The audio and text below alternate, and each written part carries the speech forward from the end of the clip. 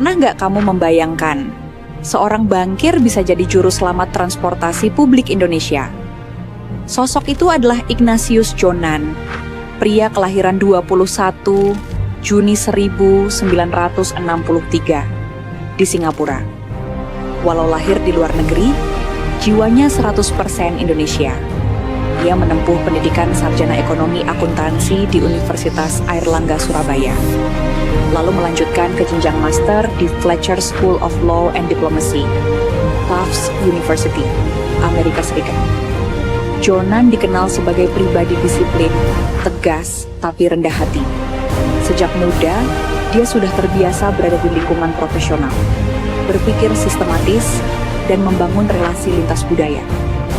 Tapi yang paling menarik, Sobat Adiaksa, adalah kemampuan Jonan membangun jejaring dengan banyak kalangan, mulai dari rakyat kecil hingga para petinggi perusahaan global.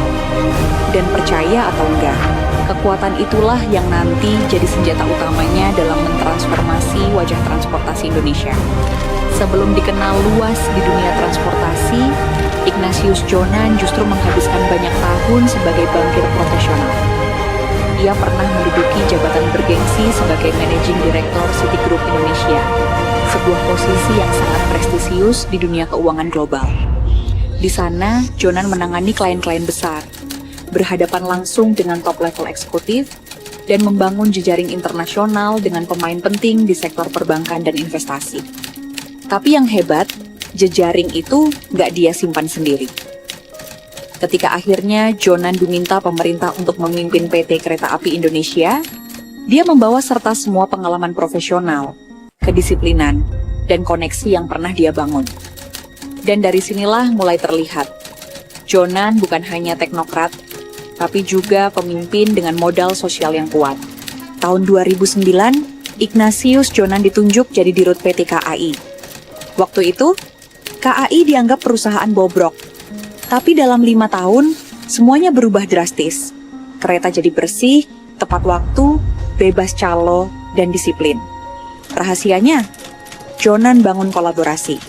Dia rangkul komunitas, gandeng aparat, dan ciptakan budaya kerja profesional.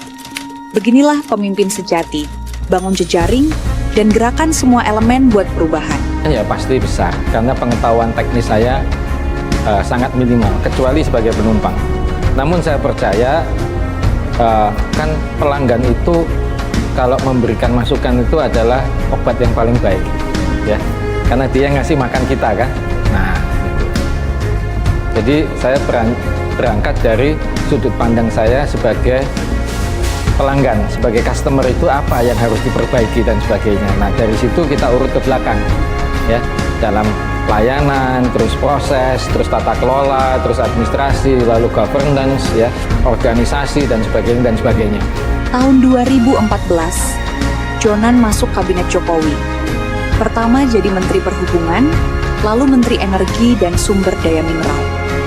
Di ISDM, dia ikut negosiasi tambang Freeport.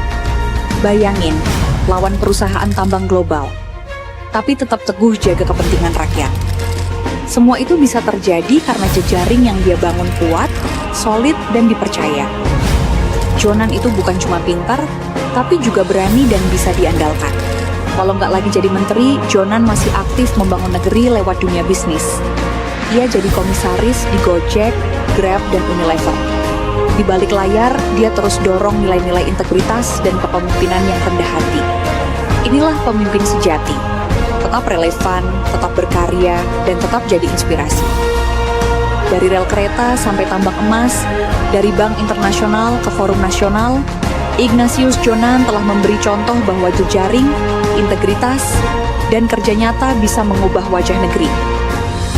Yuk belajar dari beliau, bahwa pemimpin besar bukan yang paling tinggi jabatannya, tapi yang paling kuat dampaknya.